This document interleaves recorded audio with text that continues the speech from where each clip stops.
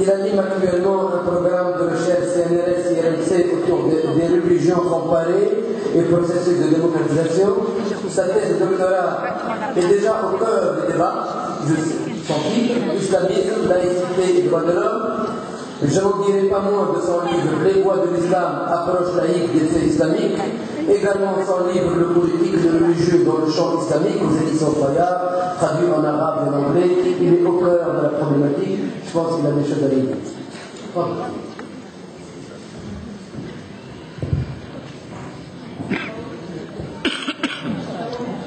Je sais que j'ai une voix propre. Voilà.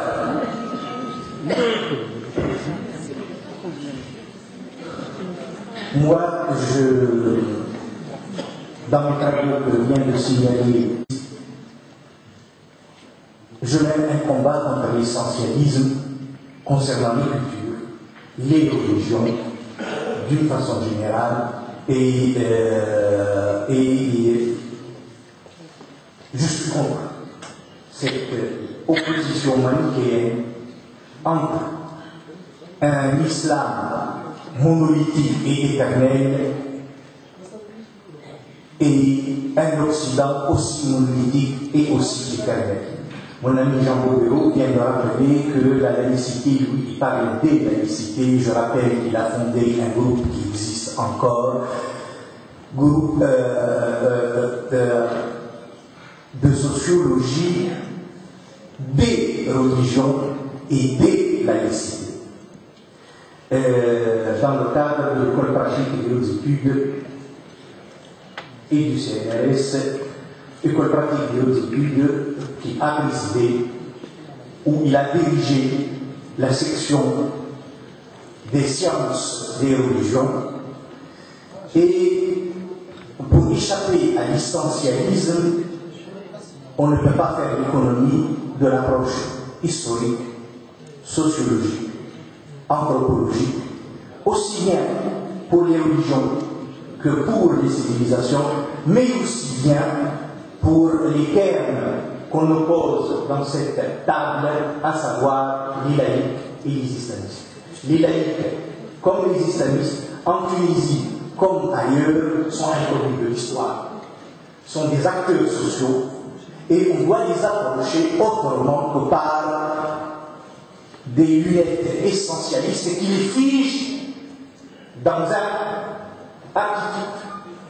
Un laïc, c'est ceci, un islamiste, c'est ceci, parce qu'ils sont le produit de l'histoire, de la culture, de la société, ils ne sont pas figés, ils ont évolué.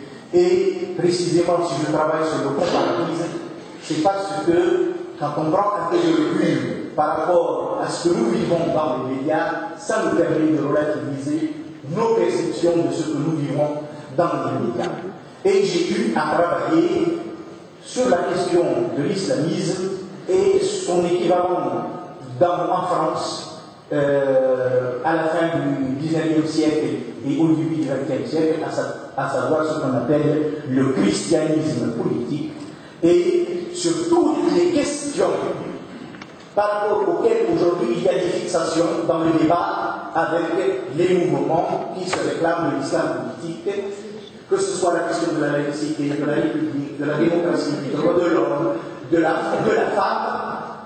J'ai remarqué qu'à la fin du XIXe siècle et jusqu'à la Deuxième Guerre mondiale, le christianisme politique avait exactement les mêmes positions de rejet de la laïcité, de la république, des droits de l'homme, de la démocratie et de l'égalité entre hommes et femmes.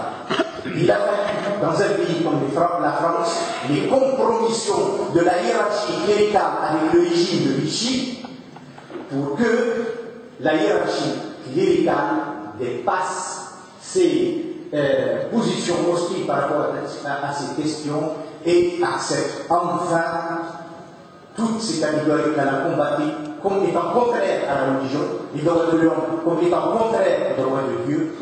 Et ça a donné, à partir de la fin de la Deuxième Guerre mondiale, ce qu'on appelle la démocratie chrétienne. c'est-à-dire des partis démocrates qui ont intégré toutes ces notions, mais en disant nous avons une référence religieuse qui est la référence à la chrétienté. Après tout, chacun est libre d'avoir ses références philosophiques. Et alors là, je viens à la laïcité.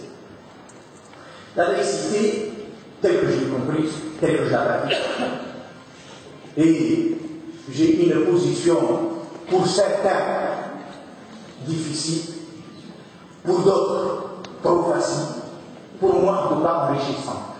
Depuis les années 70, je vis à cheval entre les deux rives de la Méditerranée et ça me permet, je le dis franchement, quand je suis ici, j'ai une sensibilité, j'avais une sensibilité exacerbée contre certaines formes de religiosité intolérante. Quand je suis en France, je suis contre certaines formes exacerbées de laïcisme intolérant à l'égard des minorités,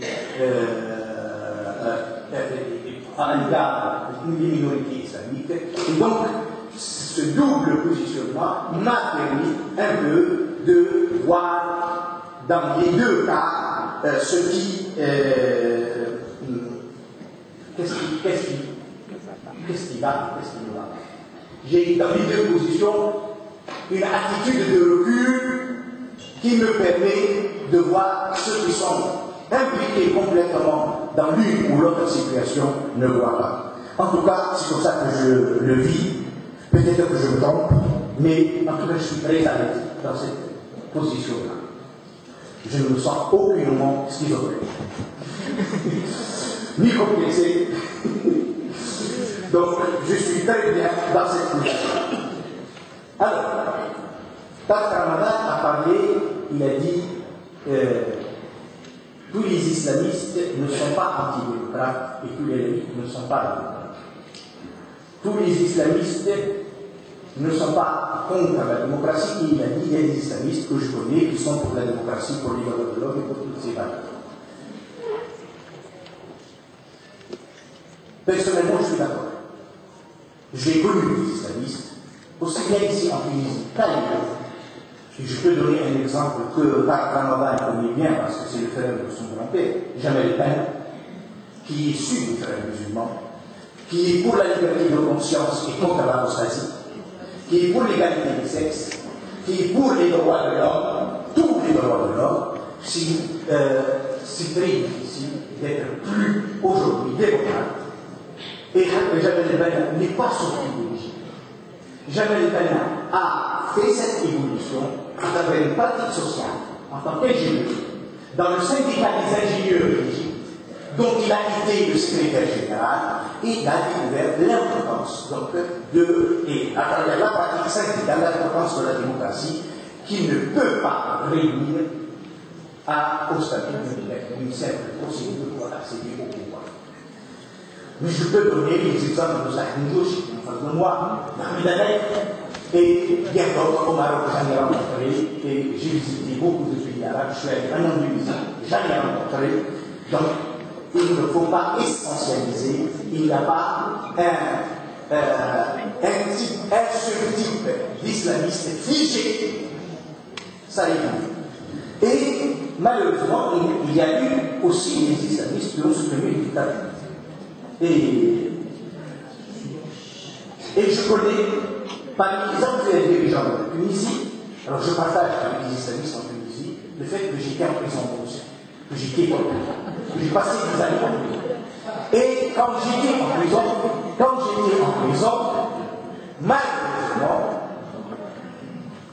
les islamistes à l'époque avaient un journal, il était sur les presses du parti du pouvoir, et ils nous attaquaient parce qu'on était des marxistes athées. Et au lieu de nous défendre comme victimes de la répression, ils ne nous ont pas défendus comme victimes de la répression. Ce que moi, et j'ai des textes qui sont publiés, c'est public, dès 1984, quand il y a une arrestation des islamistes, j'ai écrit dans un journal qui s'appelle un article où j'ai dit On n'a pas le droit d'arrêter des gens pour la liberté d'association, pour leurs idées, et j'ai été contre la torture, et beaucoup d'islamistes tunisiens me connaissent, m'ont contacté, j'ai défendu le droit en France à être. Donc, il y a aussi des laïcs, il a dit il y a des laïcs qui étaient pour la dictature. Moi, je n'ai jamais été pour la dictature, ni de Bourguiba, ni de Ben Ali, ni pour la dictature, ni pour la dictature algérienne, ni pour la dictature. Et dans mon combat pour la démocratie, pour la liberté, je n'ai pas hésité à défendre les victimes de la répression qui ne sont pas de mon bord. J'ai écouté les islamistes. Et je ne suis pas le seul, Canal Jadou, que tout le monde connaît, Brice Yazdi, plusieurs personnes qui sont présentes, Sophie Bessi, Sohail, Salim, tous. C'est des gens qui ont défendu les victimes de la répression sans pour autant être islamiste. Donc, les choses sont dans les deux côtés. Alors, pour finir, je dis clairement, moi personnellement, je considère qu'il est très important pour tout le monde. On ne peut pas faire une société tout seul. Je partage avec mon ami Jean Bozero l'idée d'un pacte laïque, d'un pacte républicain, d'un pacte démocratique, même si dans ce pacte-là, il peut aujourd'hui, en Tunisie, il ne peut pas avoir le nom de la laïcité, puisque tout le monde s'entend vers le mot, le caractère civil de l'État, le caractère civil des institutions, le caractère civil de la législation. Ça, je pense que c'est le pacte qui est en train de se dessiner, et je pense, je rentre de l'Espagne, où on parlait précisément de ces questions, on a dit la constitution de 77 en Espagne, après la fin du franquisme, ne satisfaisait ni les laïcs, ni l'Église catholique. Mais c'était une constitution bonne pour tout le monde, et ce qui permis en Espagne de se démocratiser.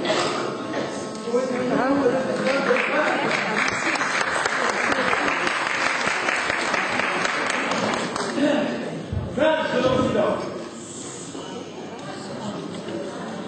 Le pape. On a eu bon, je partage de l'Occident. D'accord pour la levée. Non, singe.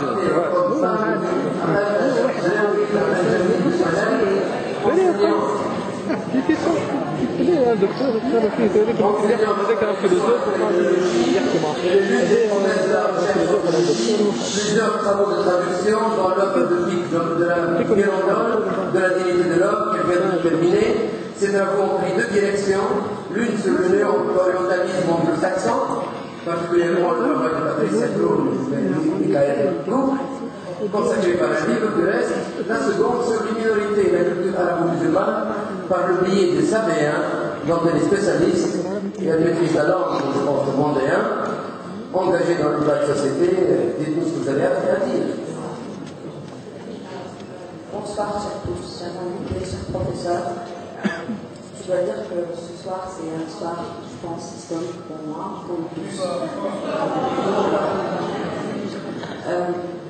Donc, je pense que c'est une soirée historique. C'est un débat dont j'ai rêvé il y a une dizaine d'années. Je pense que l'un des torts de l'ancien régime, c'est de nous avoir privés de ce type de débat libéré ce type de débat entre on va dire, je dirais plutôt conservateurs et libéraux. Donc, je dois dire aussi que ma présence est à la fois un honneur et presque un sacrilège, parce que je suis à une table où il y a mes professeurs, qui sont docteurs, qui sont beaucoup plus prestigieux, dans le rang prestigieux, mais petits, et non plus étonnants. Alors, donc je commence par dire que M. Taleb Al-Abbas a dit Youssef Siddiq a raison, mais peut-être qu'il n'a pas toujours raison. Et je relève ce qu'a dit M. Cholchen concernant une certaine partie des laïcs tunisiens qui étaient contre la dictature. Donc il ne faut pas biaiser en fait l'histoire. Nous savons qu'une partie des laïcs tunisiens était jusqu'à la fin dans l'opposition et qu'elle a aussi soutenu la souffrance des islamistes. De l'autre côté, il faut rappeler que Al-Ikhwan en Égypte ont flirté avec les Britanniques et que certains islamistes, nous le savons, il y a eu des rapprochements avec le pouvoir tunisien par moment, par période historique. Bien sûr, nous connaissons leurs souffrances et nous compatissons et nous respectons beaucoup de nos islamistes. Donc, je commence juste pour polémiquer, mais c'était juste pour provoquer un peu M. Ramadan, à qui je vais poser 2 ou 3 petites questions justement sur la charia. Alors, c'est un débat un peu délicat, difficile, qui demande beaucoup de courage en fait. Et l'ancien régime nous a laissé en fait un désert culturel. Et il y a eu une destruction systématique de la culture en Tunisie. Et je dois dire que la dernière décennie était une catastrophe culturelle pour la Tunisie. Et que faire on veut en fait planter des roses et on veut faire un jardin tout de suite dans un désert. Et je crois que ce débat est peut-être un premier pas, mais quelles sont les méthodes ? Et je me suis trouvée justement dernièrement, comme beaucoup de mes amis, en fait coincée entre ces postures justement de polarisation. Il y avait d'un côté quelques amis que je respecte, que j'aime beaucoup, mais qui se sont un peu mis dans une tension, dans une animosité peu productive et peu positive pour la transition, en fait, tout à fait négative. Et de l'autre côté, il y avait aussi une jeunesse islamiste qui est tombée dans ce même jeu. Et j'ai beaucoup souffert de ça. Et je trouve qu'on perd beaucoup de temps et que ce n'est pas bon pour la transition. Donc cette polarisation, en fait, est due à peut-être à une jeunesse des deux côtés qui se lâche un peu. Je pense que c'est normal. Après une société qui était close, une société qui s'est ouverte. Mais il est temps maintenant. Il est temps qu'on arrête. Et je pense qu'il est temps peut-être de réfléchir à construire, à dépasser. Donc cette polarisation, je pense que les deux côtés, les deux pôles en sont responsables et que je pense que les leaders, les acteurs politiques des deux bords doivent maintenant commencer à réfléchir à une autre façon de dire les choses, de s'approcher les uns des autres. Alors, il y a eu beaucoup de questions un peu biaisées, malheureusement. Une histoire faussée, avec l'actualité politique. Il y a eu beaucoup de jeux sur l'histoire. Certaines questions peut-être ne peuvent pas être posées aujourd'hui, mais je dois dire qu'il y a 2 méthodes. Et l'autre jour, on parlait avec des amis sur le mal partout.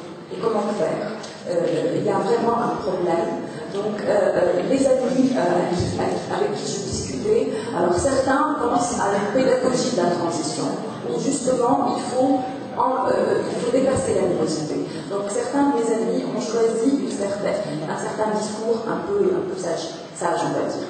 Et je suis parmi ces gens-là, qui en fait, parce qu'ils sont un peu dans le mouvement des droits de l'homme, se doivent un peu être réservés. Ils peuvent être très en colère par rapport à ce qui se passe, mais ils ont un certain devoir de réserve pour garder une certaine autorité et une certaine respectabilité. Donc parfois, je rentre chez moi, je suis très en colère contre les uns et les autres, mais je me garde de me dire ce que je pense, parce que j'ai un devoir de réserve.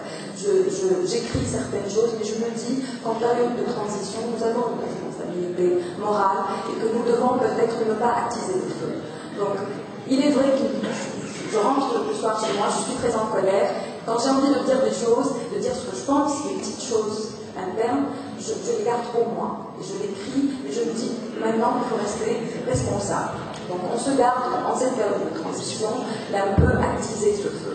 Donc ça, c'était concernant cette polarisation qui, à mon avis, empoisonne la vie politique en Tunisie. Et il me semble qu'il faudrait apaiser maintenant le débat. Donc nous avons besoin de force d'initiative, de nouvelles forces de proposition. Et je pense que le mouvement des droits de l'homme est très important et que, en fait, ce que j'ai pu lire dans les expériences de transition démocratique dans le monde m'ont permis de comprendre que être dans la tension n'est pas bon pour la transition. Donc, pour faire vite, je choisis, on va dire, la médecine douce. Mais par contre, pour ce pays un peu, on va dire, en mal de beaucoup de choses, certains de mes amis ont choisi la chimiothérapie ou l'électrochoc. Je respecte leur façon de faire et je pense que c'est nécessaire parfois, l'électrochoc. Certains de mes amis m'ont dit ça va tellement mal qu'il faut une chimiothérapie.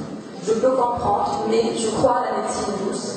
Je peux être un peu, on va dire, utopique, mais moi je vais essayer la médecine douce. Merci.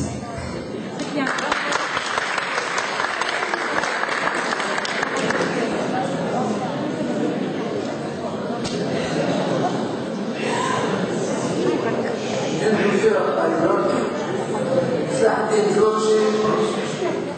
Indiscutablement l'un des plus brillants journalistes, la plus acérée des analystes aussi profondes, journaliste extrêmement sollicité, mais aussi un homme d'action, fondateur de la revue Marbre, dont Céphagène en a parlé dans les années 80, et légèrement plus tard de la tendance islamiste progressiste, et de la revue 15-21, qui ont été le porte-parole durant les années 90. Il anime aujourd'hui le club Anjar, dont il est le fondateur-président, également président de l'Assemblée nationale constituante civile créée par des associatifs. C'est Saadé Fadl. شكرا سيد الرئيس. اسمحوا لي في البدايه ان اقتدي بامراه وهي السيده نائله سليم، ساتكلم بلغه الجعل ايضا. رئيس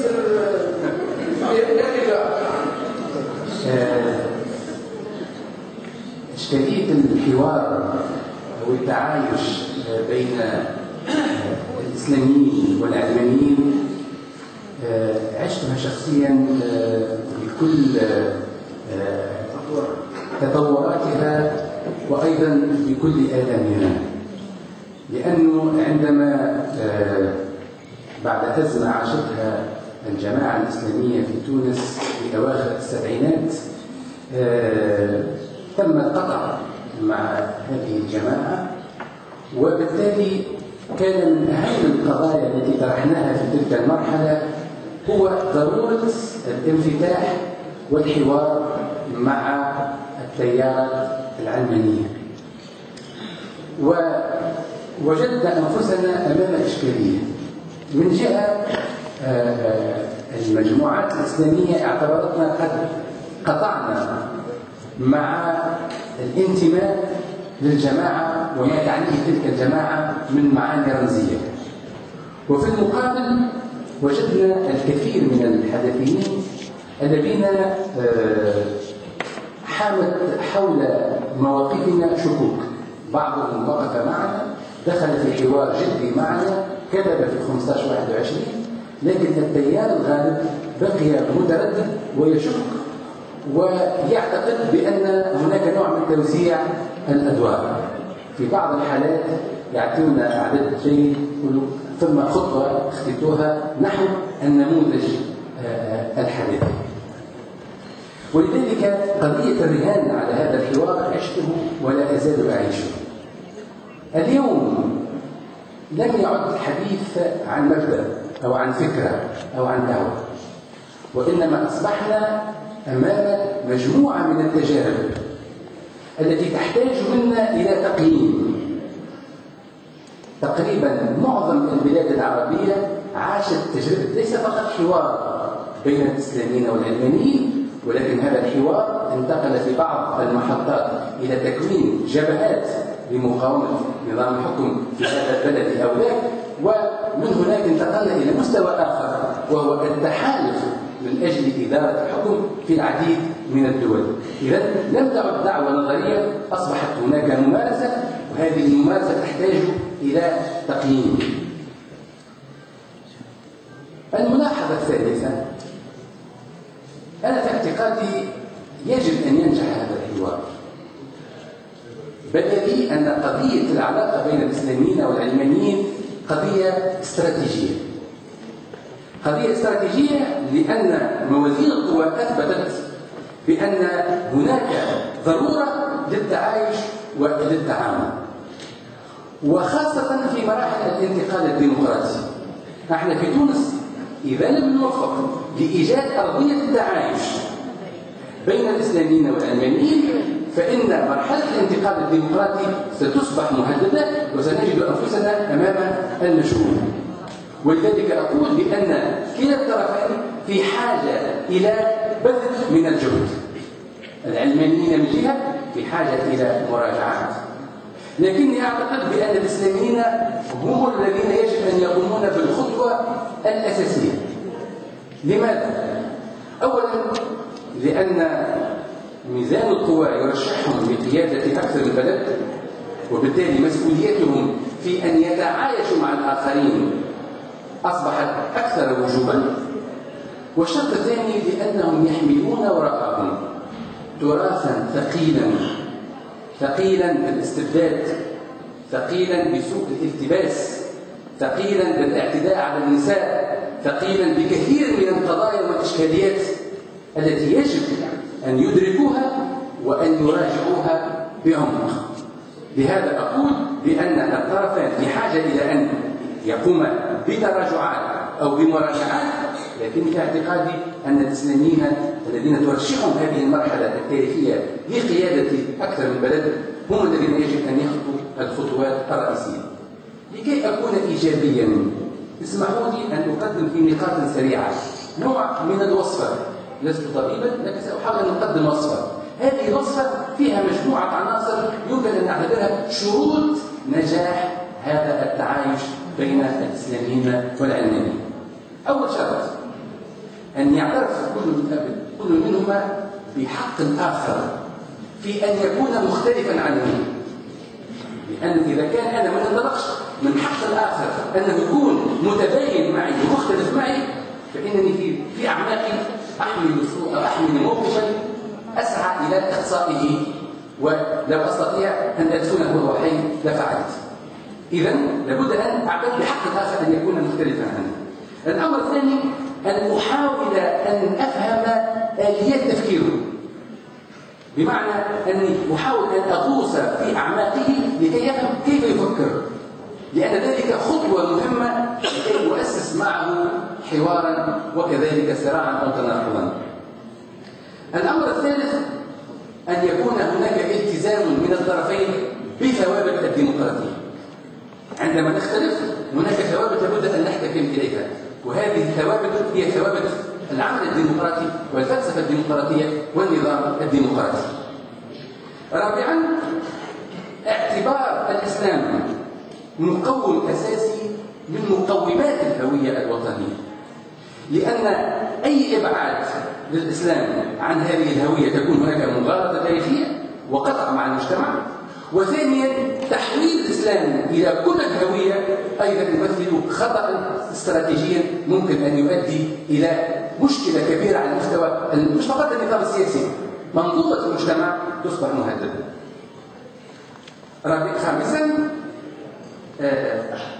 يجب أن نعطي الفرصة والحق في أن يفهم الآخرون كل الآخرين بدون تقسيمات، أن نعطيهم الحق في أن يفهموا هذا الإسلام كما يرونه، أي حق الاختلاف في فهم الدين وفي فهم النصوص الإسلامية والنصوص المرجعية.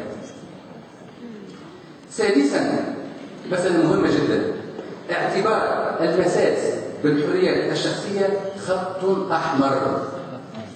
أي مساس من هذا المبدأ الحرية الفردية اعتقاد أن ذلك من عرض خطير. سابعا أو سادسا تدريب المشترك السياسي على الجوانب العقائدية، بمعنى أن كل واحد منا عنده عقيدة فلسفته نظرة الوجود، لكن ما يمكن أن يجمعنا أو نختلف حوله هو المشروع السياسي، هو الرؤية السياسية، هو البرنامج السياسي. وبالتالي إذا اتفقنا نعمل، إذا اتفقنا نعمل دون أن نخلط مواقفنا ومنتمياتنا العقائدية مع مواقفنا السياسية. وبالتالي يصبح كل من من يخالفنا في السياسة هو يخالفنا بالضرورة في المعتقد، لأن هذا انزلاق خطير. بعد ذلك ننتقل إلى، وهذه مسألة مهمة في اعتقادي، ضرورة أن الطرف يستحضر مصلحة الدولة. وعندما أقول مصلحة الدولة لأن هي تترتب عنها حماية السلم الأهلي. وهنا أقول، ولذلك أنا أعترض تماما على أن تسبق الدولة بصبغة إسلامية فنقول أن مشروعنا هو الدولة الإسلامية، لأن هذا يخلق لنا انزلاقا خطيرا في خلق معارك وهمية ولكنها خطيرة في تداعياتها. ولذلك أقول بأنه الحداثي يمكن أن يغترب، مهدف الاغتراب أن يذوب في المشروع الغربي، لكن أيضا الإسلامي يمكن أن يقع في الاغتراب. يغترب عندما يعني يفقد وعيه بواقعه ويفقد وعيه بخصوصية هذه المرحلة. أقول مثلا في مصر مشكل الشريعة يمكن أن ينفذ أشكالا، يمكن أن يتوصل المصريون إلى صيغة، لكن طرح الشريعة في تونس الآن من شأنه أن يخلق انقسامات حتى نحن في غنى عنها. تاسعا، لابد من الطرفين أن نتجنب ازدواجية الخطاب، بمعنى أن لا نحول التكتيك أو أن نخلط بين التكتيك والاستراتيجية، يعني أن يتطور فكرنا ومواقفنا تطورا طبيعيا، فلا نخلق في أنفسنا الثنائية ولا نجعل الخطاب مركب تركيبا ملغما في داخله. والنقطة الأخيرة مشكلة تاريخية في اعتقادي نتطرق لها الآن، هو أننا الإسلاميين قد توفرت لهم الفرصة التاريخية لممارسة السلطة، وذلك نتيجة أخطاء ليس فقط للنظام ولكن النخب. لكن على كل حال في هذه اللحظة التاريخية التي يصل فيها الإسلاميون إلى ممارسة السلطة، الفكر الإسلامي والفكر الديني في مجتمعاتنا لم يمر بمراحل مفصلية في عملية تطوره وإعادة هيكلته وبنائه، ولذلك نعيش لحظة مفارقة وتحتاج منا إلى كثير من الوعي، لأن الإسلاميين في الحكم بينما الفكر الديني ما زال ملغما بكثير من القضايا التراثية التي لم نحسم فيها. شكرا سيد الرئيس. Inapproprié pour rendre compte d'une réalité nuancée et riche, mais finalement, je me demande où est le problème dans notre cas, n'est-ce pas? Est-ce que on n'est pas en train justement entre gens de bonne compagnie et de gens et des intellectuels qui sont pour le dialogue, est-ce qu'on n'est pas en train de cacher des zones de divergence irréductibles? Et si c'est le cas, je pense qu'il faut le dire, sinon on aurait demeuré crever l'abcès, on serait demeuré en surface. Je propose que si... Ah, ça y est, hein. Moi, je suis madame, c'est pas... Ah bon?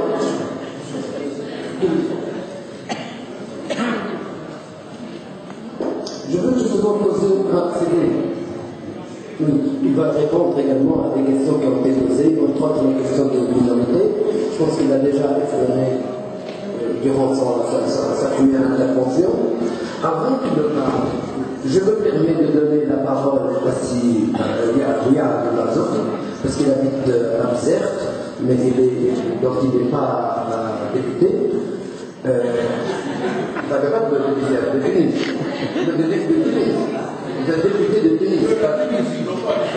La circonscription de Tunis. Pour qu'il parle pendant 2 minutes, 3, 10 ans, parce qu'il a un engagement, et puis après je vous donne la parole pour que vous réagissiez à ce qui a été dit, puis après on passe à la deuxième phase si vous voulez discuter. Okay. Encore une fois, merci Monsieur le Président.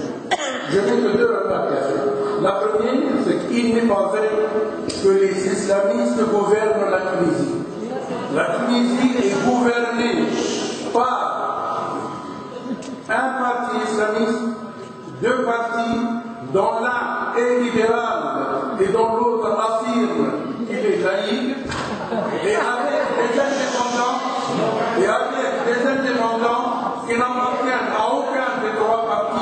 suis indiqué, moi-même, je fais partie de cette dernière catégorie. Et monsieur le ministre aussi. La deuxième remarque. L'opposition aussi n'est pas toute non islamiste. Il y a des islamistes opposants. Et même les opposants les plus virulents sont des islamistes. Bien.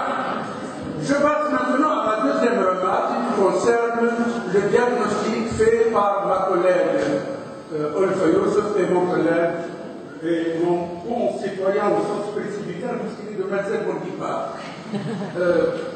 La première remarque, c'est que si nous définissons le résultat actuel de la révolution dans cette assemblée d'aujourd'hui, dans cette salle, comme étant une catharsis qui a rendu possible le dialogue entre Tunisiens. C'est parfait, absolument parfait. Peut-on le décrire, peut-on décrire cette nouvelle atmosphère par une formule parabolique tirée du Coran qui fait que l'une des parties se sent obligée de se rendre à l'autre? Je pense que là, ce n'est pas le résultat que nous escomptons. Nous ne voulons pas que les laïcs seraient les frères de Moïse, de Joseph, et que les islamistes soient Joseph. Nous voulons que les frères deviennent frères égaux et qu'il n'y ait pas un Joseph qui possède la vérité et des frères qui étaient dans le tort et qui ont à se rendre une réquisition totale. Deuxième remarque, sa description psychanalytique de la situation. Je suis tout à fait d'accord avec elle pour cette description, mais je pense que la psychanalyse des groupes et des peuples ne peut pas se faire à l'instar de la psychanalyse des personnes individuelles, même si j'admets que cette analyse psychanalytique soit valable pour les individus. Je ne le crois pas. J'ai même écrit des choses qui montrent que les théories de Freud ne sont plus valables scientifiquement. La biologie du cerveau a démontré que cette théorie était totalement insensée. Enfin, pour la comparaison de mon collègue, de Vincent, elle est malheureuse parce que si on l'applique réellement, ceux qui ont été obligés de changer parce qu'ils ont été compromis, ce ne sont pas les islamistes. On ne peut pas les comparer aux chrétiens du XIXe siècle. C'est bien au contraire. La moitié du second siècle du XXe siècle, la deuxième moitié du siècle du XXe siècle, montre très bien que les régimes de complot qui s'appelaient révolutionnaires se sont entendus avec ceux qui prétendent être marxistes et laïcs pour se compromettre justement avec la dictature et la corruption. Et c'est eux qui maintenant découvrent la nécessité d'arriver à un compromis historique réel entre islamistes éclairés et laïcs capables de ne pas penser que pour fonder une démocratie, il faut se déraciner des valeurs de son pays. Merci. Je vais vous donner le micro. Le micro, s'il vous plaît.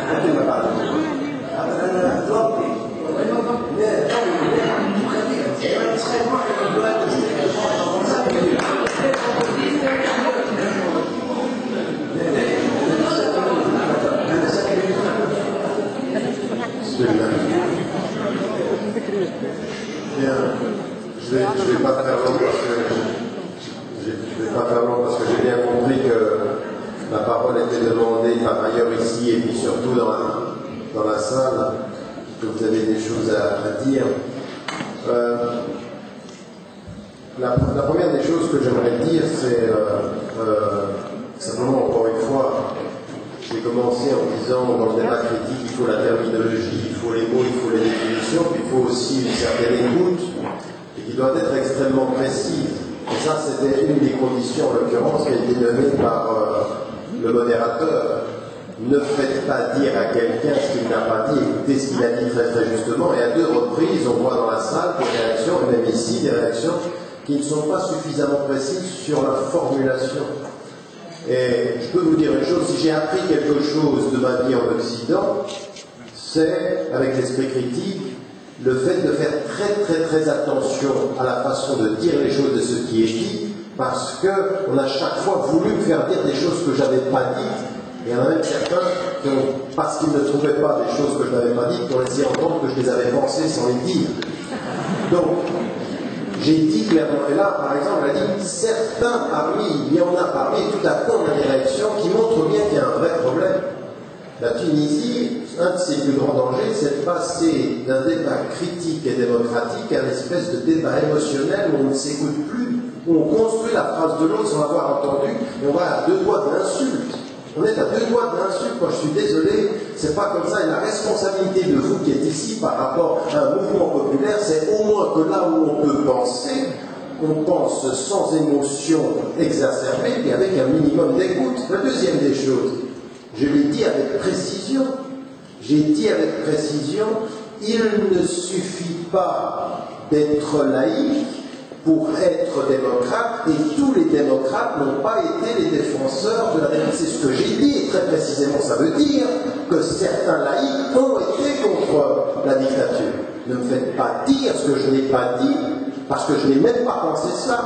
Et en l'occurrence, ce que j'ai dit par ailleurs, c'est que tous les islamistes ne sont pas des parce que, en fait, ça a été traduit juste, mais l'autre partie, on m'a fait dire des choses tout à coup essentialistes, que, avec précision, je ne veux pas faire. Deuxième des choses, très rapidement, qui me paraît nécessaire de rappeler, c'est que la deuxième et troisième partie du livre où je prends un temps à regarder pas simplement la Tunisie, mais transversalement le monde arabe, sur ce qui est en train de se poser comme question entre les orientations qui ont été celles des mouvements islamistes sur un siècle, et puis les positionnements laïcs, en disant des choses que moi j'ai pas envie aujourd'hui d'aller vers la chasse aux sorcières, de dire comment étiez-vous avant. Je pense qu'à partir d'un certain moment, il est légitime que justice soit faite par rapport à ceux qui ont soutenu des dictatures et laissé des gens se faire torturer ou soutenu la torture. À un moment donné, justice doit être faite et ça me paraît normal. Non, moi je ne suis pas dans l'accusation et la chasse aux sorcières.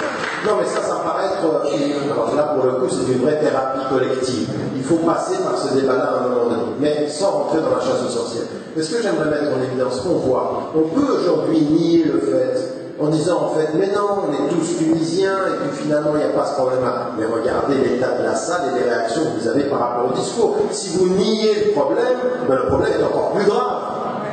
À partir d'un certain moment, il faut le gérer avec raison, mais pas le nier simplement pour dire qu'il n'y a pas de problème.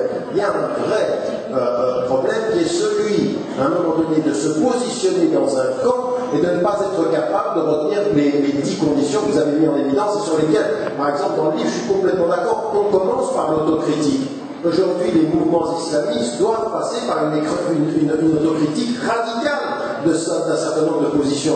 Moi, par exemple, un de mes plus grands problèmes, c'est de voir aujourd'hui ceux qui, à un moment donné, étaient proches de la théologie de la libération, être complètement d'accord avec l'ordre. Ils sont d'accord de composer avec le Fonds monétaire international, la Banque mondiale, les États-Unis, uniquement pour accéder au pouvoir.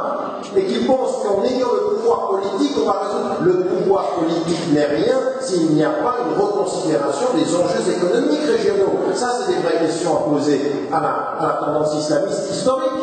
C'est comment est-ce qu'on revient sur aussi nos références. Donc, simplement, moi, ce que je voulais mettre en évidence par rapport à ça, c'est qu'il est évident aujourd'hui que ces fractures à l'intérieur de la société, les fractures à l'intérieur de la société, ce débat-là, il faut qu'il ait lieu, mais il faut faire attention, et là je suis d'accord avec ce qu'Olva avait dit, c'est qu'il est instrumentalisé aussi, et qu'on pousse à ce débat-là sur la surface et à la périphérie. Donc tout l'enjeu, il est d'éviter la manipulation de ceux qui, à l'extérieur, dans la division, vont tenir les rênes d'un certain type de pouvoir à l'intérieur du pays, et d'entrer dans un vrai débat qui est celui qui va nous faire dépasser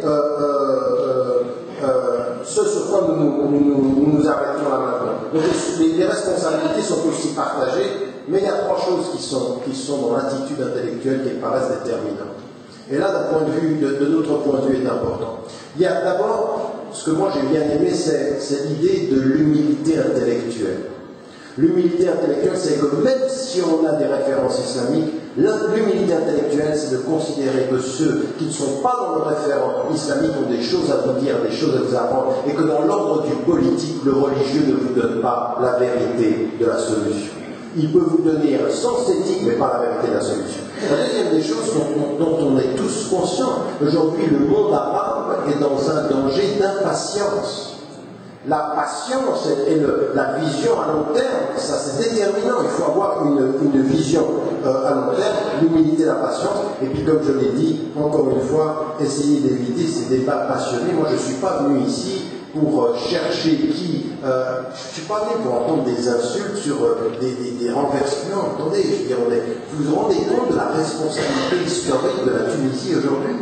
La responsabilité, le monde arabe vous regarde. Parce que ce que vous êtes en train de faire, que vous le vouliez ou pas, que vous ayez aujourd'hui des islamistes qui ont gagné les dernières élections, qui puissent composer avec aujourd'hui des gens qui se placent dans le camp laïque et qui sont aujourd'hui, encore une fois, vous pouvez vous asseoir et regarder toutes leurs contradictions. Ou alors vous pouvez avoir un esprit un peu plus positif en disant mais quelles sont les avancées? Je veux dire, ou alors on ne regarde que là où les gens se taisent, ou alors on regarde là où les gens construisent. À ne regarder que le défaut d'un moment politique, alors on va toujours être dans le pessimisme. Et moi je vous dis une chose, en venant du monde arabe et en ayant visité le monde arabe, le pays aujourd'hui sur lequel les gens attendent quelque chose qui est une expérience historique majeure, c'est le vôtre. C'est pas pour qu'on vienne ici entendre des discours qui sont à la surface d'un débat qu'à un moment donné vous dites non mais attendez, soyez sérieux, vous n'avez pas fait tout ça pour en arriver à vous lever quand vous entendez mal une phrase. Alors j'ai rien compris. Aujourd'hui, la responsabilité est majeure. Moi, je dis simplement une chose. Quand j'entends des gens ici autour de cette table dire qu'on se mette d'accord sur une chose, c'est un pays majoritairement musulman, c'est un pays arabe qui a une culture, qui a une religion. Cette religion ne peut pas s'imposer à tous. Tout le monde est d'accord là-dessus.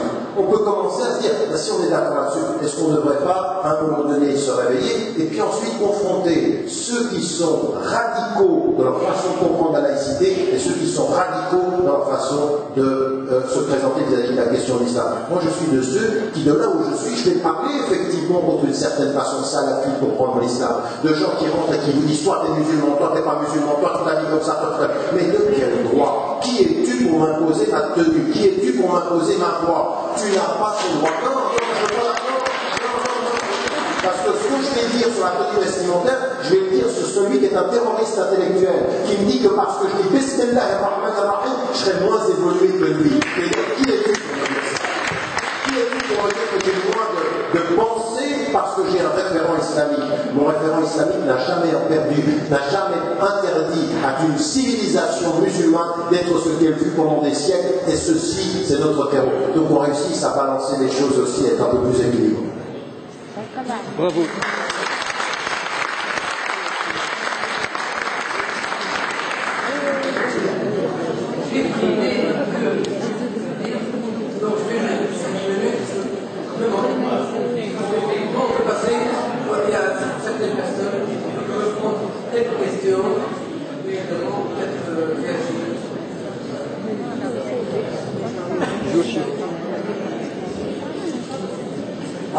Tout à l'heure, j'ai voulu sacrifier mon moment de parole pour ne pas donner l'idée sur dès qu'il est question que Hamad a posé, que l'exposé présentatif nous a tous posé. Je choisirai un seul, la question de la charia. Et je voudrais à notre invité poser la question en premier lieu, parce que notre invité, nous, on peut toujours se parler ensemble, plus tard, parce qu'on se connaît pour la plupart, mais pour vous tous, cette question de la charia, il faudrait peut-être la résoudre d'une manière radicale. Est-ce qu'on applique la charia à l'instant? En regardant le texte, il vient de citer la seule fois où il y a la radicale shara'a, l'école de shara'a il y a une autre qui n'a rien à voir, qui n'a rien à voir avec la question législative. Alors qu'est-ce que c'est charia? J'ai entendu un politique dire qui nous gouverne aujourd'hui, qui nous gouverne au sens propre du monde, disons son nom, Ahmad Ijbel. Tout ce qui est clair dans le Coran, nous allons l'appliquer. Ah, j'ai entendu. Or, ce qui est clair dans le Coran est clair dans le Coran. La flagellation, l'amputation de la main du monde, il n'y a rien de plus clair. Alors, est-ce que, et la question est posée vraiment, quelqu'un qui se reconnaît de l'islamisme applique pour la charia du XXIe siècle, pour la législation du XXIe siècle, c'est good, ou alors il faudrait, et là je rejoindrai les islamistes ou les islamiques modérés, je les rejoindrai volontiers, faire une autre lecture de ces empreintes juridiques ou juridictionnelles à l'époque, et dire que tout ce qui est juridique dans l'islam, dans le Coran du moins, est dans l'ouverture et non pas dans la clôture. Exemple, et Bourguiba a essayé maladroitement d'un point de vue fiqhi, d'un point de vue théologique, parce qu'il n'était pas théologien, il était politique de le faire. Prenons un exemple. La question de l'esclavage, elle n'est pas tout dans le Coran. Elle n'est pas tout codifiée ou alors permise. Or, si on prend la législation comme une législation d'ouverture, elle est beaucoup de qualité, même si elle est claire dans le Coran. Ma malakat aymanukum, etc. Wal abdu malabak et katibuhunna, etc. C'est-à-dire, faites un contrat pour libérer, affranchir vos esclaves, etc. Bourguiba, je vous le disais un peu autre chose, la question de la polygamie, qui existe claire et bien explicite dans le Coran, il en a fait quelque chose de caduc, au moins le temps où il avait laissé son prédécesseur gouverner au nom de son idéologie. Donc, moi, est-ce qu'il est d'accord avec moi, Al-Ramadan, pour dire ou pour interpréter le début de cette sourate Al-Fatah, qui est tout simplement une bonne nouvelle, au sens même chrétien du terme, que nous avons finalement une loi, une charia, qui est toujours ouverte sur les époques.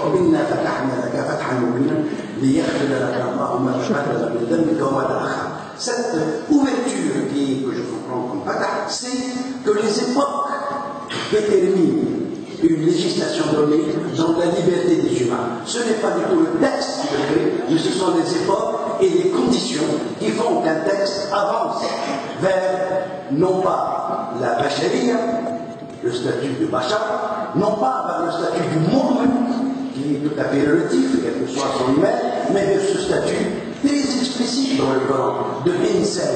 Quand Dieu parle de insan dans le Coran, c'est quelqu'un qui est libéré de toute charia ponctuelle et contemporaine à un prophète. Merci. Moi, vous écoutez, on ne serait pas là. On peut faire vous voulez 2 minutes, puis après on passe à tour de... وأن تكون لنا الجرأة في أن نضع هذا الإصبع ونشعر بالألم. ما لم نشعر بالألم فلن نتجاوز. والدليل على ذلك اجتماعنا اليوم اجتماع مصغر من المجتمع التونسي. وليس مصغر بل هي أقول الفئة الأخرى من المجتمع التونسي. لأن هناك فئة أخرى هي غير ما أراه اليوم وواجهته شخصيا. إذن ما ألاحظه أنا آخذ وقت كثير في فتح المواقع الاجتماعية. أريد أن أرى كيف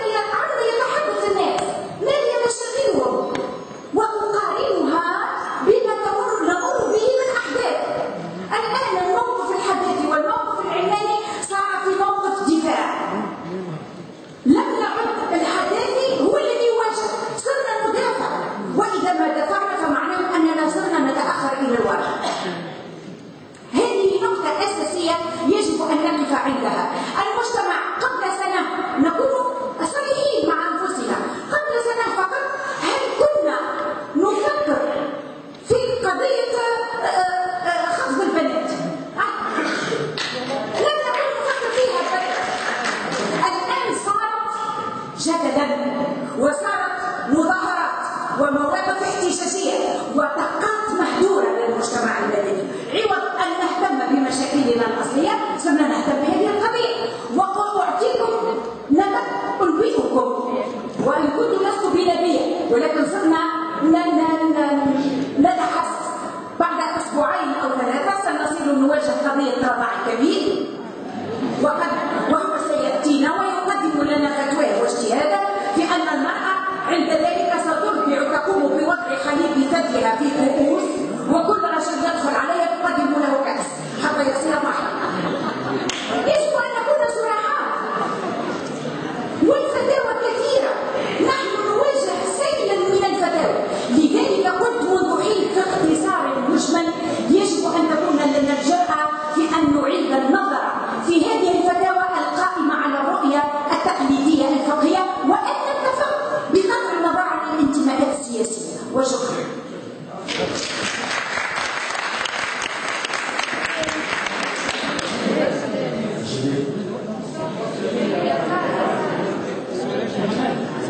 Je crois que la vie de droit, c'est une gestion de notre activité aujourd'hui, effectivement. Les corps, disons, une prise de position, leur prise de position, leur statut même, est aujourd'hui diminué. Effectivement, le véritable déplacement qui s'est opéré, et là je pense que notre débat est en décalage par rapport au réel, c'est que le véritable débat aujourd'hui, c'est entre les islamistes, entre guillemets, eux-mêmes, c'est-à-dire avec les salafistes.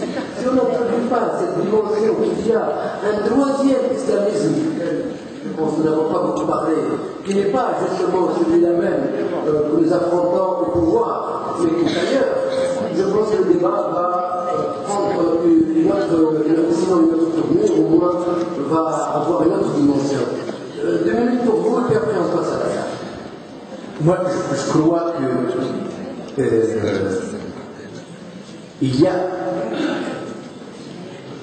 on ne veut pas voir une réalité qui est la conséquence de plusieurs décennies de dictature. Durant ces décennies de dictature, il y a eu beaucoup de choses qui ont été étouffées, les libertés, les débats, mais il y a aussi beaucoup des conservatismes avec lesquels on a voulu répondre de façon autoritaire. On ne peut pas passer de la dictature à la démocratie sans payer la facture des décennies de dictature. Et on ne peut pas aujourd'hui ne pas admettre que tout ce qui a été étouffé, le meilleur et le pire, remonte aujourd'hui à la surface. La solution n'est pas de recours à la dictature pour étouffer ce qui ne nous plaît pas. La solution, c'est précisément de faire avec les contradictions de notre société. Cette réalité, il y a une contradiction. Il y a les salafistes qui prônent l'excision des femmes, qui prônent ces phénomènes qu'on croyait avoir dépassés. Ça fait partie de notre réalité. Et ce n'est pas seulement quelque chose qui est apporté, parce que Wesh Jibril avait en face de lui des centaines de personnes dans les mosquées et ce sont des Tunisiens comme nous. Nous ne sommes pas plus Tunisiens qu'eux, ils ne sont pas plus Tunisiens que nous, et donc il faut qu'on fasse. Donc c'est très important de dire que c'est ça notre réalité, et la solution n'est pas le recours au refoulement et à la répression, mais au débat et à la confrontation des idées. Ce n'est pas une question de vouloir minimiser les problèmes, non, c'est notre réalité, et la démocratie, c'est aussi d'admettre qu'il y a des conflits, qu'il y a des divergences, qu'il y a des conceptions divergentes, et il faut gérer les conflits démocratiquement.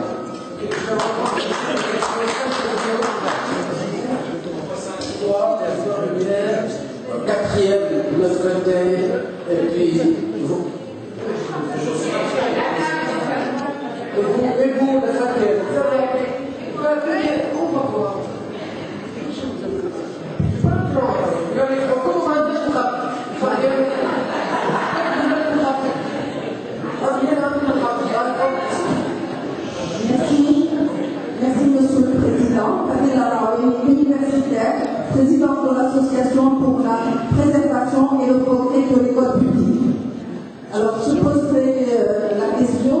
une remarque que j'adressais à Mme Zélim. Si vous changez le terme de laïcité par modernité, je pense que le concept est lié à une période déterminée en Europe, c'est-à-dire la naissance de l'état de droit, de la citoyenneté, la naissance des instances de modération, c'est-à-dire les partis politiques, les syndicats, etc. Sur le plan historique, la naissance de l'État-nation et sur le plan économique, le capitalisme. Nous sommes loin de tous ces paramètres. Et donc, ma première proposition, c'est d'abord essayer de penser ensemble à la modernité en fonction de notre propre situation. Et cela, évidemment, pour que les Tunisiens puissent accéder au statut de citoyen. Nous ne sommes pas encore arrivés à cette situation. Dans la mesure où, justement, nous répondons aux idées des uns des autres par l'insulte et par la violence. Olpeus n'est pas là, mais je voudrais lui dire, elle qui est enseignante universitaire, que si les islamistes étaient dans les prisons et bâillonnés, les laïcs étaient peut-être dehors et étaient bâillonnés. Par conséquent, on n'a pas à avoir un sentiment de culpabilité à l'égard justement de nos collègues et de nos concitoyens qui ont payé un prix très très lourd, mais aujourd'hui nous devons quand même reconnaître que toute la société était bâillonnée. Bon, je voudrais quand même poser une question ou presque une remarque à M. Taramaran, et elle concerne mon vécu quotidien de Tunisienne. C'est-à-dire que parler de conciliation, de dialogue, c'est bien beau, mais dans le vécu de tous les jours, nous avons une élite qui fait semblant de dialoguer, mais qui envoie justement ses troupes dans les foyers, qui envoie dans la rue, et c'est l'explosion de violence, surtout dans l'espace que vous avez évoqué, que moi je défends, c'est-à-dire l'école. Aujourd'hui, l'école est devenue en Tunisie un espace de violence. Je vous remercie. Oui.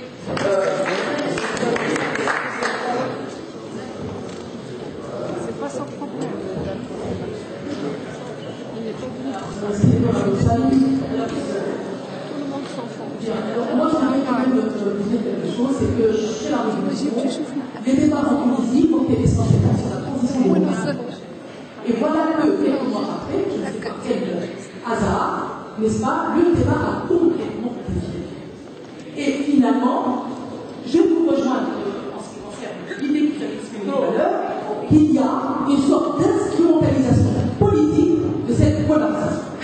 Et je ne dirais pas politique seulement, je dirais policière aussi. Ceci étant dit, les deux projets, c'est-à-dire que nous discutons aujourd'hui le projet laïque et le projet islamiste, ce sont ces deux projets, comme vous le savez, qui ont toujours traversé nos sociétés depuis déjà le siècle dernier, n'est-ce pas?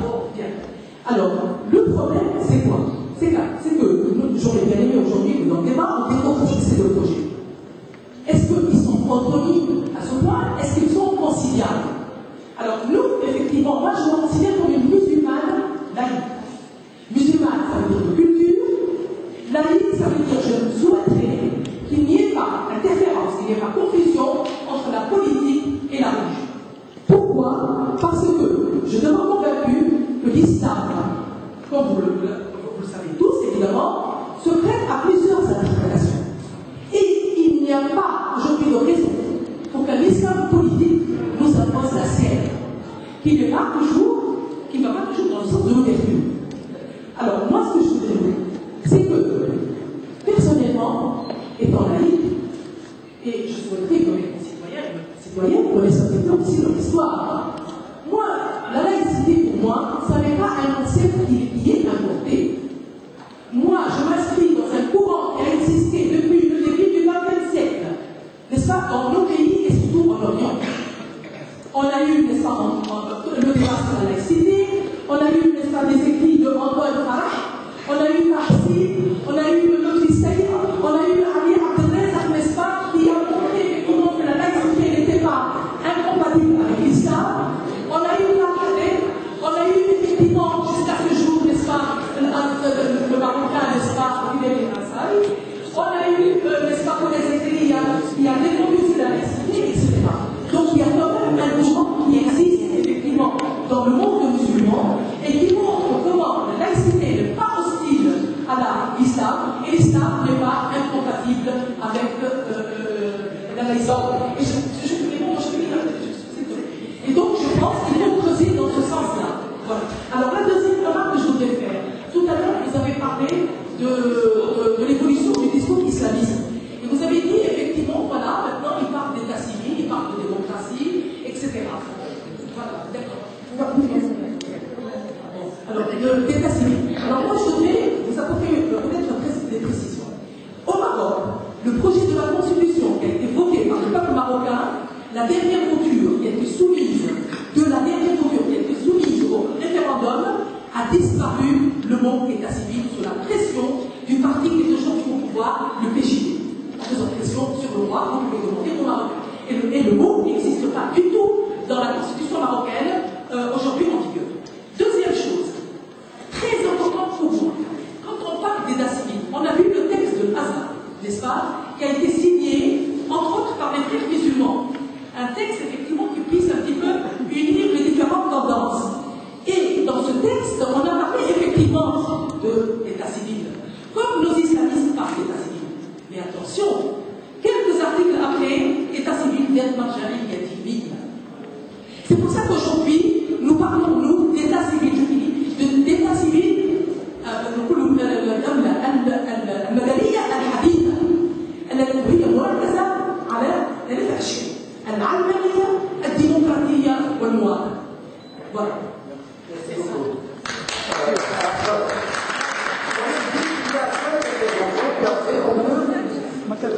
C'est justement pour Tariq Abado. Ça veut dire un mot.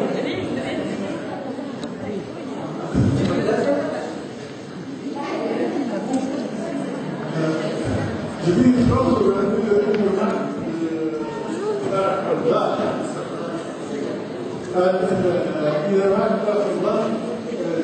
dans sa dernière intervention, lorsqu'il a dit que dans l'Église, il y a l'enjeu politique. Je suis complètement d'accord avec cette proposition et je vais un peu l'appeler. Je veux dire, les conditions sociales, économiques et culturelles de la société tunisienne, l'homogénéité sociale, religieuse et culturelle, c'est qu'il est possible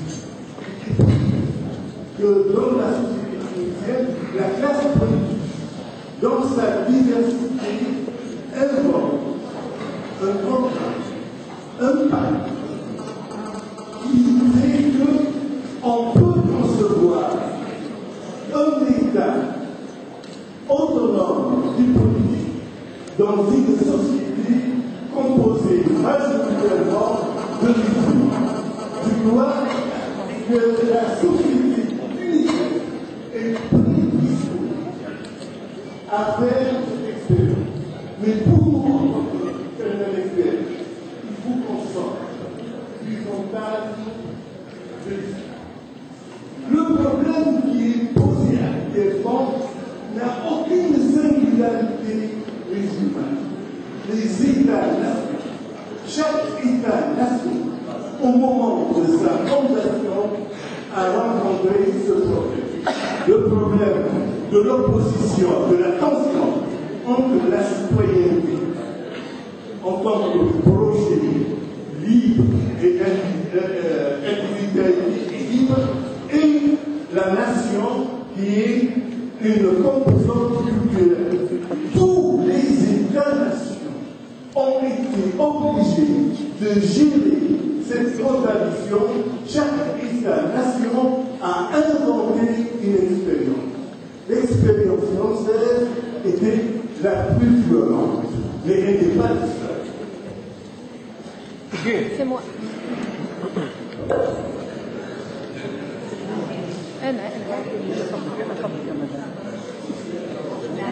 أنا قبلك مسيو.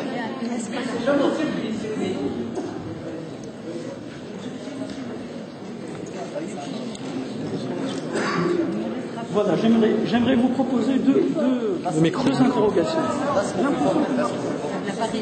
C'est bon, quelqu'un.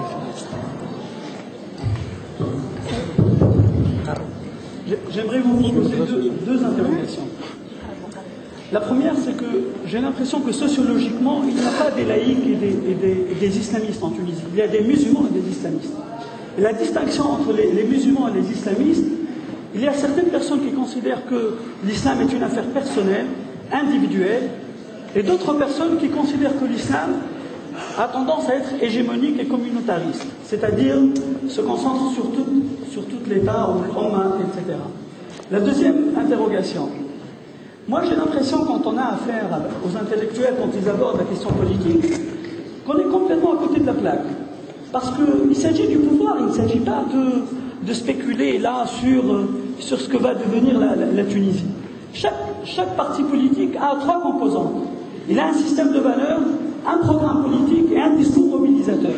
Et il faut voir ce que j'appelle, moi, les islamistes, ce qu'ils font quand ils vont faire du porte-à-porte. Il faut étudier le discours mobilisateur des islamistes. Parce que j'ai l'impression que, moi quand je leur dis que le parti Nahda, par exemple, est un parti dangereux, tout le monde me crie, mais il me dit non, mais comment ça se fait? C'est un parti dangereux parce que, premièrement, au lieu qu'on ait un vrai débat de société, c'est le nivellement vers le bas. Au lieu qu'on ait un débat politique, on a un débat théologique. Au lieu de techniciser le débat politique, on est systématiquement dans l'idéologie. Ce qui fait que, malheureusement, et là je fais un reproche rapide à ceux qui prétendent être les modernistes, c'est qu'ils n'ont pas su techniciser le débat politique. Effectivement, Monsieur Tariq Ramadan, nos problèmes n'est pas un problème d'islam en Tunisie. On n'a pas un problème d'islam. Historiquement, géographiquement, culturellement, on est musulmans. Mais il s'agit de la conquête du pouvoir et il y a certaines personnes qui instrumentalisent cette religion-là pour conquérir le pouvoir. Voilà, j'en ai terminé. Merci. Mesdames, Monsieur. Quand vous avez dit la prière, on était comme ça. Parlez, allez-y.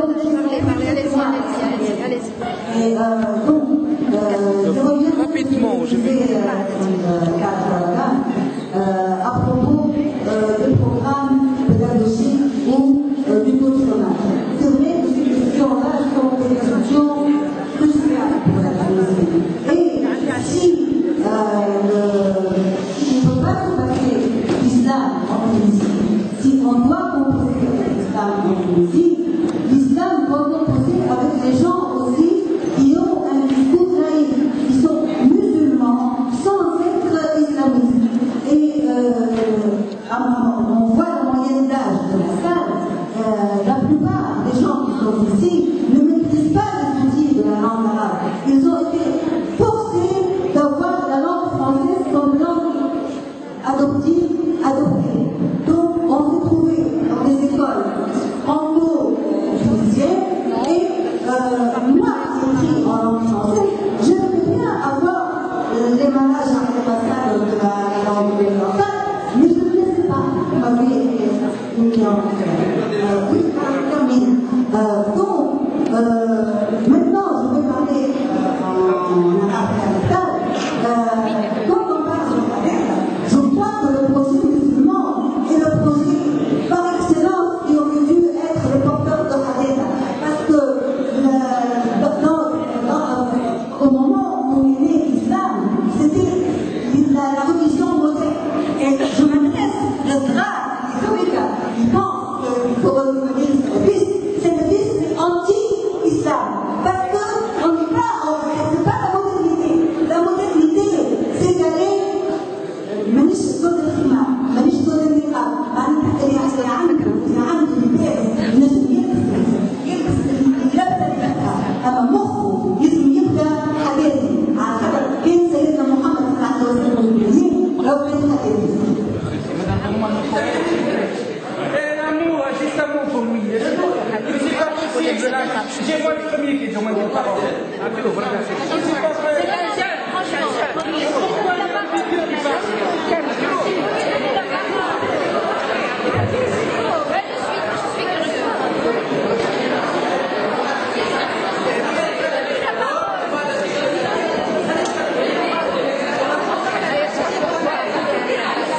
ما عندوش الصبر حتى اصبر يا من قبيل اخي العباد كان مقابله هي المكالمه هي قبل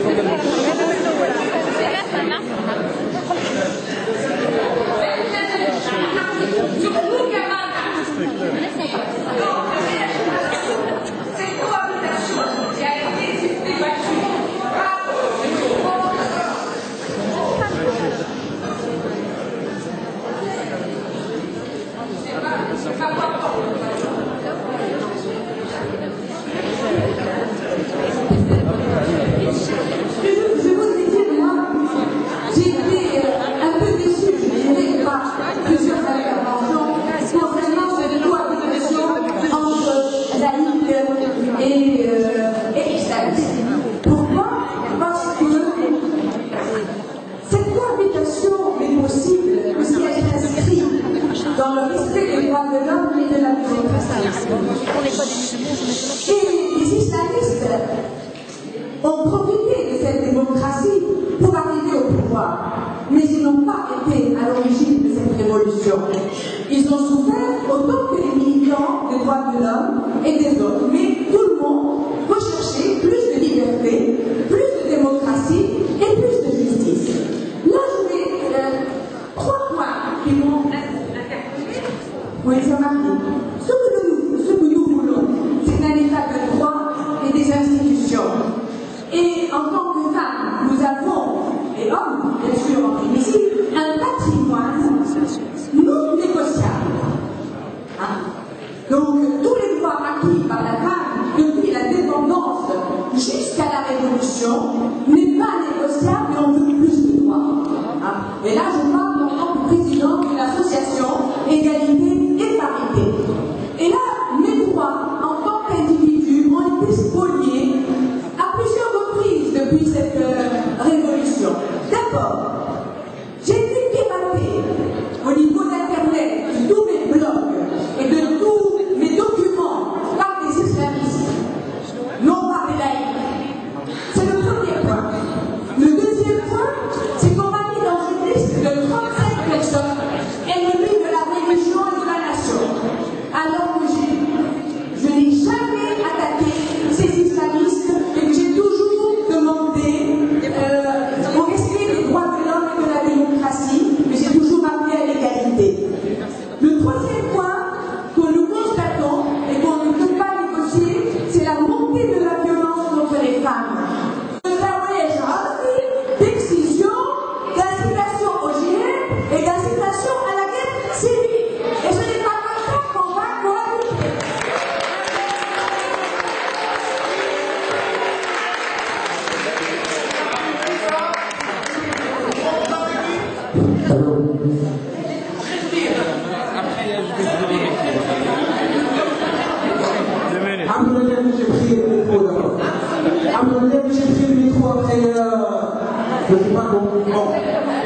Je vais m'adresser uniquement à Tariq Hamad. On vous a aujourd'hui ici en Tunisie depuis des éternités. Ce qui est interdit de venir en Tunisie Londres. Et aujourd'hui, après Londres, vraiment je suis déçu. Et je vous aime tant. Et je pense à Sylvie Gérard en France, une sœur qui est gravement malade, qui m'a dit de vous dire de prier pour elle parce qu'elle est devenue musulmane grâce à vous et à vos messages. Il faut dire au public d'abord ce public-là. Avant que vous êtes un professeur, avant que vous êtes comme ce soit, vous êtes un musulman, un prêcheur à l'imam, et il y a un groupe pour beaucoup des musulmans et qui sont devenus des vrais musulmans et ont compris beaucoup de choses dans l'islam grâce à vous. Là, je ne vois rien du tout dans tout ça. Et où sont les islams et les musulmans dans tout ça? La Tunisie musulmane a besoin de vous.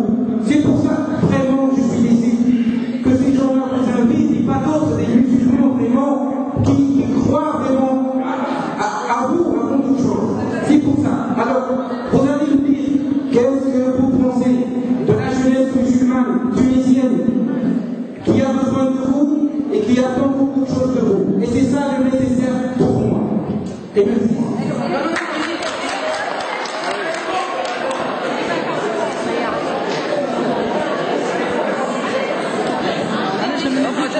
qu'elle est suivie. Ouais, parce que c'est. Il y a des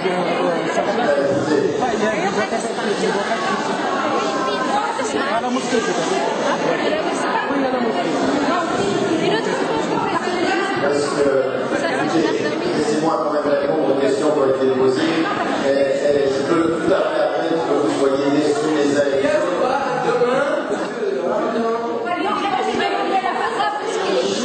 Excusez-moi. Un peu de respect. Je peux comprendre que certains soient déçus. J'en suis désolé. Je n'étais pas là pour vous plaire.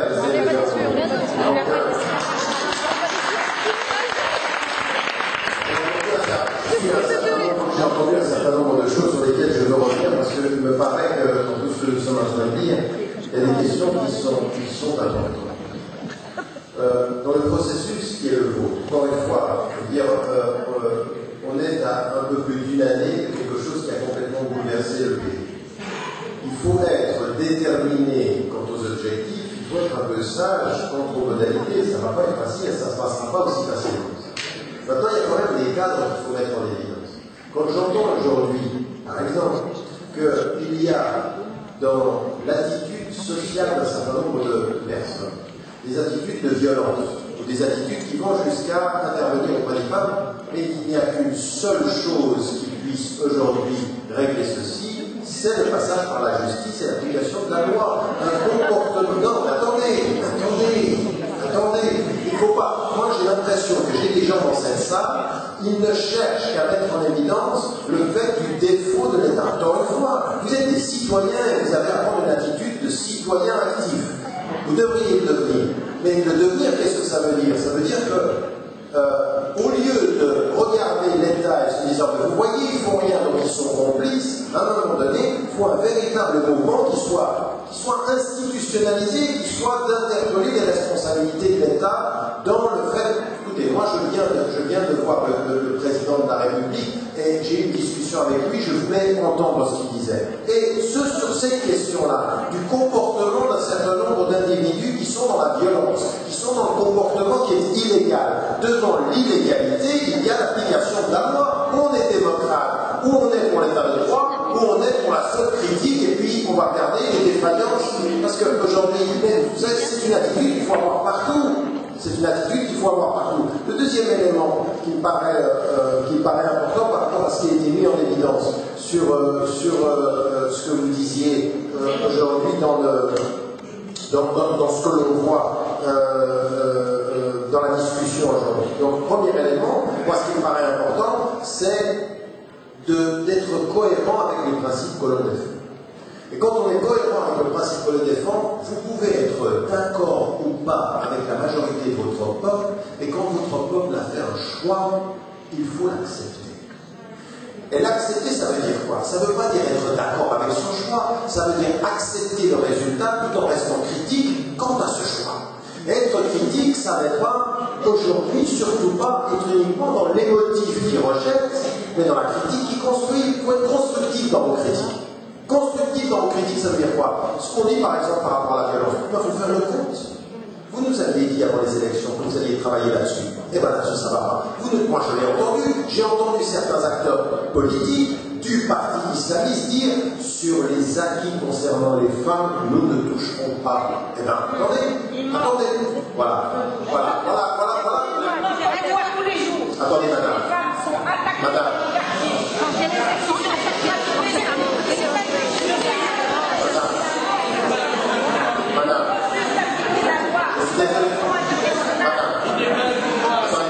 Si je peux me permettre, voilà exactement l'attitude qui pour moi ne permettra pas la démocratisation de ce pays. Parce que, attendez, je suis désolé, laissez-moi terminer parce que je vous ai écouté et vous intervenez sans respect de la règle. Alors, mais dès qu'on ne vous donne pas la parole, vous la prenez sans règle. Voilà.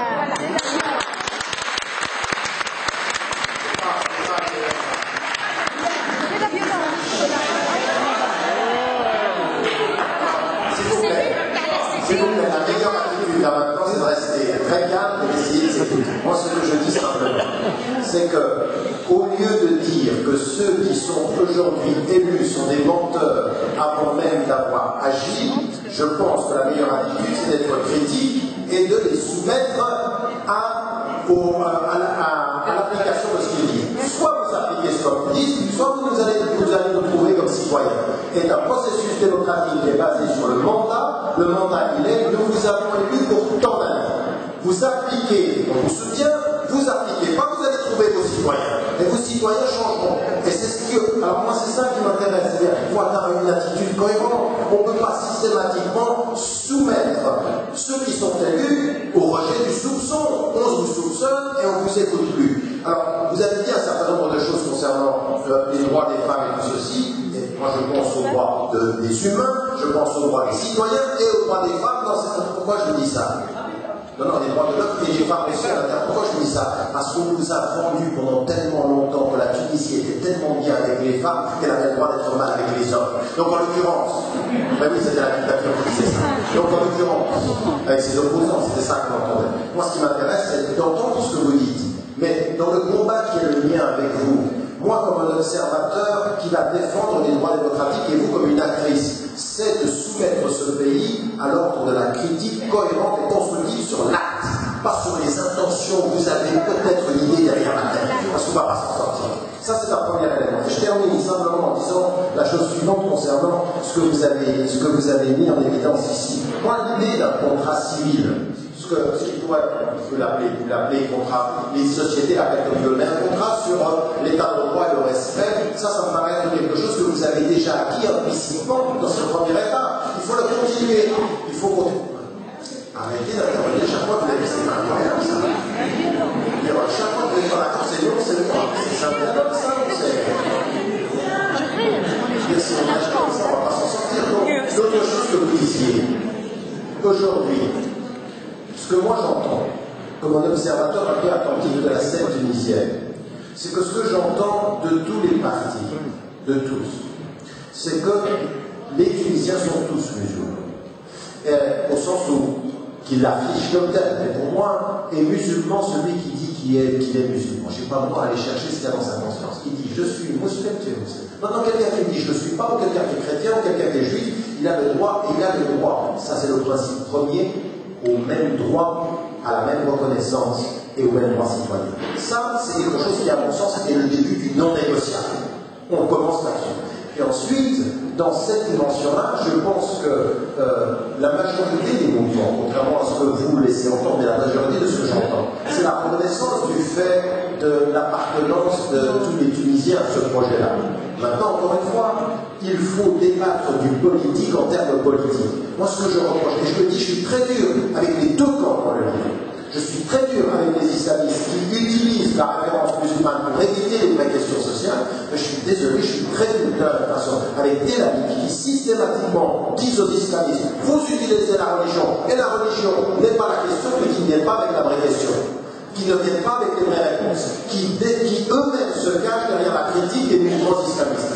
À partir d'un certain moment, on ne peut pas y arriver. Raison pour laquelle moi je pense que ce débat-là, ce soir, ici, il est important. Il est important si ce qu'on en retient, il est la capacité qu'on a à se parler, de dépasser un certain nombre d'émotions et qu'on reste, et ça me paraît important. L'humilité intellectuelle, à mon sens, suppose qu'on soit cohérent avec nos principes.